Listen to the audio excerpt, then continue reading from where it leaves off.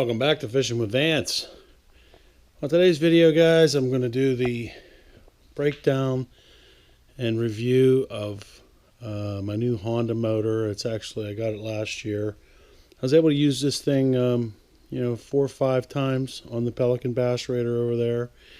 But today's video is going to be sort of my early impressions of it after having it for one season. Alright, the Honda 2.3 horsepower outboard gas-powered motor. This guy is the 2022 model. Like I said, I got this last year. I used it about 5 times, and on the Pelican over there. And some of the specs on this: it's a 4-stroke engine, and so no oil mixing. And it weighs about not quite 30 pounds, 29.5 pounds. I happen to get the 15-inch shaft on it. This model, like I said, is a 2022, and it cost me, I want to say, they run in between $800 and $1,000. And I think I got mine for right in between that. I got it for like $900, I want to say. But either way, that's about what they are. I just checked before I started to record this video, and I saw them online out there for about $1,000 to $1,100 for the newer ones. So those are the specs on it. It holds the gas. It has an internal gas tank, and it holds about, it says a liter, which is about, about a quarter of a gallon of gas. And I'll get into that as I go through the review, and we'll go from there. But let me go over some of the features of the motor. So as we take a little closer look here, you've got you got your choke and your gas. Like I said, I put ethanol-free gas in here just to maybe give it a better chance of not gumming up and lasting longer. It's a little pricier, but we have a spot here over in Ohio that sells the ethanol-free gas, so that's what I put in. Like I said, I didn't use it that much, so I felt it was a good investment to get the better gas for it. Here's your gas, another one of your gas lever to turn on the gas. And let's see, coming over here, this thing has what's known as a centrifugal clutch. So, and I'll start it up and fire it up here in a second, but there's good and bad to that clutch from what I've seen. At least maybe I'm just not quite used to it yet. But and I'll show you when I start it what I mean. But you just you kind of turn it and it just goes. But I'll get into that in a second when I go over it. There's your your oil fill in there, and so that's about it for that. Your throttle. This motor does not have reverse, so that's going to be one of the downsides that I didn't like about it, especially if you're coming into the dock and things like that. You can't really use it to take it all the way up to the dock, just because, like I said, it doesn't have reverse, so you have to kind of be careful of that. You can do it if you just quickly lift this around, and you could always put this on. You could always spin it like this quickly and run it, to back up. I didn't get into that situation, but bottom line is it does not have reverse. So here's your safety, and it's pretty, it's a Honda, so it's pretty well made. Has a nice sturdy handle here for carrying it, and like I said, it only weighs about 30 pounds, and it's not heavy at all, even with it full of gas. So has some pretty decent. This is steel here. Has some pretty decent for your transom to connect to the boat. The propeller down there. This is plastic. I could replace that, and I might if I start using this a little more. It has the manual trim. I didn't really have to worry about that. Like I said, I didn't use it that much, so I didn't have to really worry about trimming out the old the Bass Raider, because it's not like I was getting it up on plane. I'll cut in some footage here of me using it, and the speed and how fast it kind of goes. From what I experienced, and I'll put the footage in now as I talk, it got about half throttle.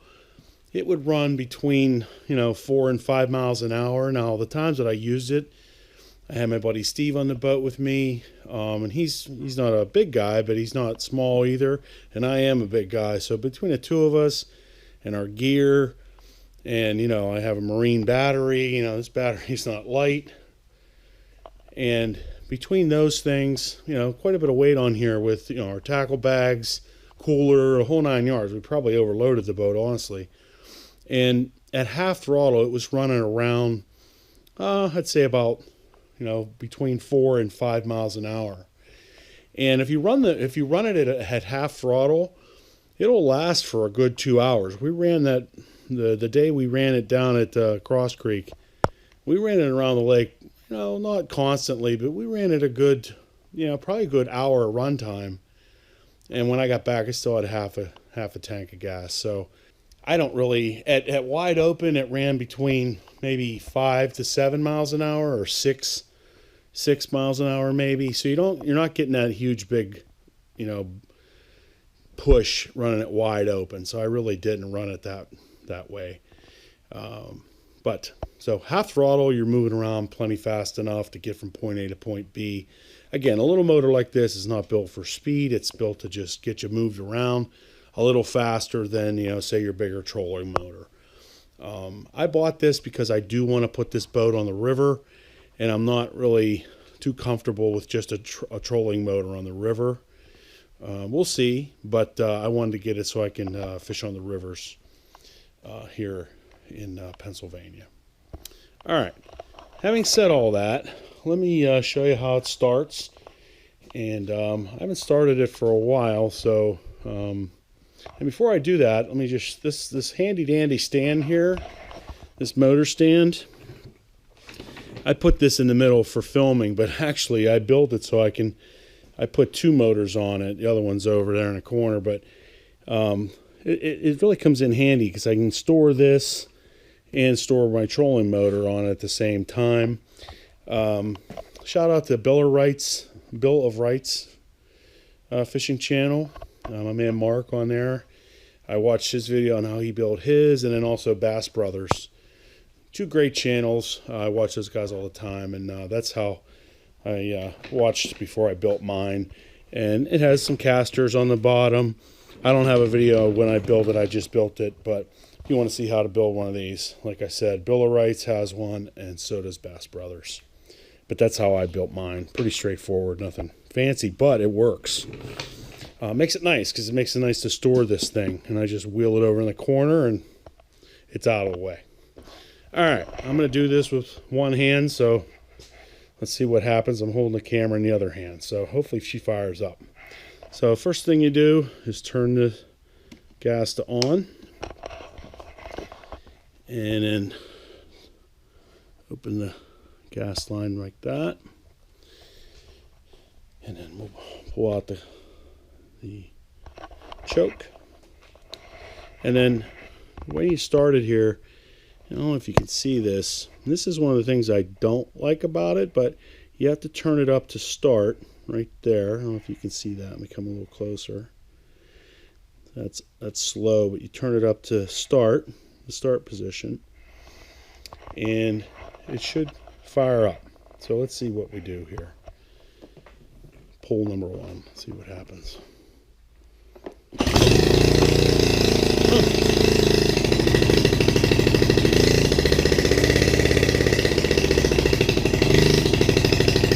Not bad. Now it is loud.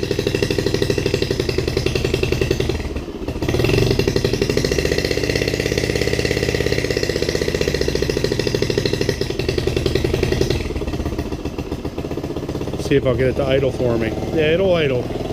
Now, I have it on idle here, and like I said, this is a centrifugal clutch, so It works great. This gauge here, if you have that looser, it will let the throttle go back to slow. If you tighten it, it'll hold steady and hold it in place.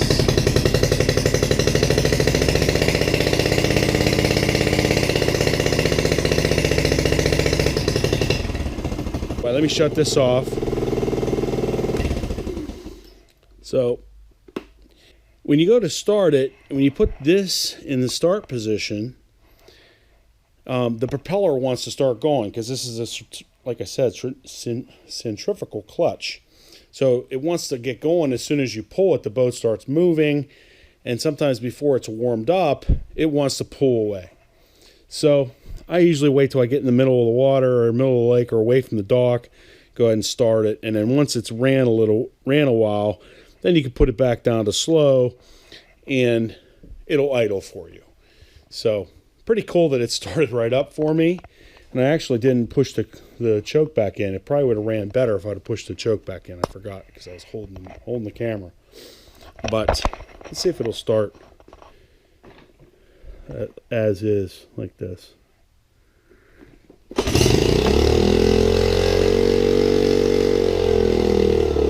Yeah, see with the clutch, with the choke in, now that it's warm, it fired right up.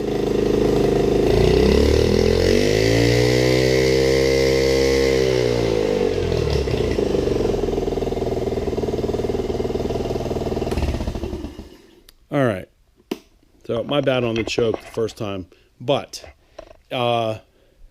one thing, like I said, it's an air-cooled engine. So I'm going to go ahead and close this up if I don't forget. It's an air-cooled engine, so you can start it and run it like this here in the garage. You don't have to worry about, having that in the water. Now, I wouldn't run it for long periods of time like this, but that was one of the reasons I wanted it, so that I could start it and run it here in the garage and make sure it ran before I got to the lake and not have to, put the bottom of it in water. One other thing I wanted to cover before I get into the, pros and cons of this thing, what I do and don't like about it so far. When you're transporting it to the lake, like in my situation, I don't attach the motor to my Pelican and travel with it like that. You could. But I don't. I take it all. I transport it in the back of my truck, and when you do that, you're going to want to lay it down on these feet.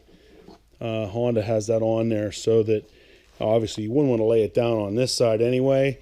But when you lay it down to travel so that everything doesn't leak out of it, you have to lay it on its seat on the side. And it's no big deal. Like I said, it's less than 30 pounds. The thing's actually really, really light. And then the other thing I'll show you is to pull it up, you just, and it's hard for me to do with one hand here.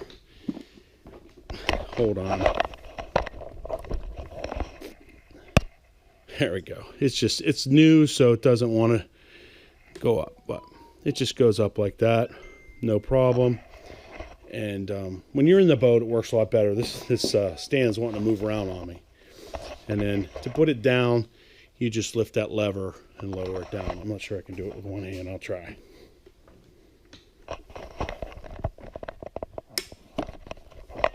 There we go. I just had to disengage the lever. And then it sits in this little housing here. And you're running it. So, all right. So let's get into the, the pros and cons, or the, the positive, negatives, or whatever you want to call it. I would say its number one positive is it's reliable. I haven't started this thing for a while. I've been trying to, since I have the ethanol-free gas in there, I've been trying to, start it every couple weeks throughout the winter here. I'll just keep starting it and running it until I run out of gas. And we should be good to go. Like I said, the thing's brand new, so it shouldn't be an issue. But it is very reliable. Secondly, it's so light. Like I was saying, it's light enough for me to carry in and out of my truck, and easy for me to put it on the back of the boat. It's not too heavy, it's not going to hurt my back. And the other thing I really like about it, surprisingly, is it's pretty powerful for just a 2.3 horsepower, it moves me plenty fast enough in the old Pelican there. So it's pretty powerful, and it runs great, especially in the water. Obviously it purrs pretty good. It's a Honda motor, so I'm not surprised. Honestly, that's why I bought it. The negatives, actually one of the positive and a negative is it's air cooled, so I kind of like that in the sense that I can start it here in my garage and keep it running throughout the off season. But the downside of it is it is loud, as you heard. The other negative is there's no reverse in it, so I don't like that when I'm bringing it into the dock. And I'd say probably my number one thing, and maybe I'm just not used to it yet, is when I go to start it, it wants to take off because of the centrifugal clutch that I talked about. Anyway, those are the negatives. Overall, it's probably too soon to have too many negatives because I've only used it, like I said, a half of, 4 or 5 times maybe. But so far, I like it. I like it a lot. I don't regret buying it. I plan to use it a lot more. I'm going to try to fish some, bigger bodies of water this year. That's a challenge I have for myself this year, is to not get complacent and always fish at, my same lake all the time where I know I'm going to catch fish, and challenge myself to get this thing on the river and get to some bigger bodies of water here in western Pennsylvania, and get some good use out of this motor. That's why I bought it. So I would say I would score this thing. It's kind of hard to give it a score only after 4 or 5, but I'd say my early impressions, I've got to give it a 90% because, like I said, it's done everything I asked for to do so far. I'm just not used to that clutch yet and starting it and having it go, but I'll figure that all out. But I would say give it a 90%. It's it's a nice little motor. It was a little bit pricey, but at the same time, sometimes you get what you pay for. That's the review on the Honda motor. If you have any questions, please leave a comment. Thanks for watching. Stay tuned for more reviews. I'll see you next time on fishingwithvance.com.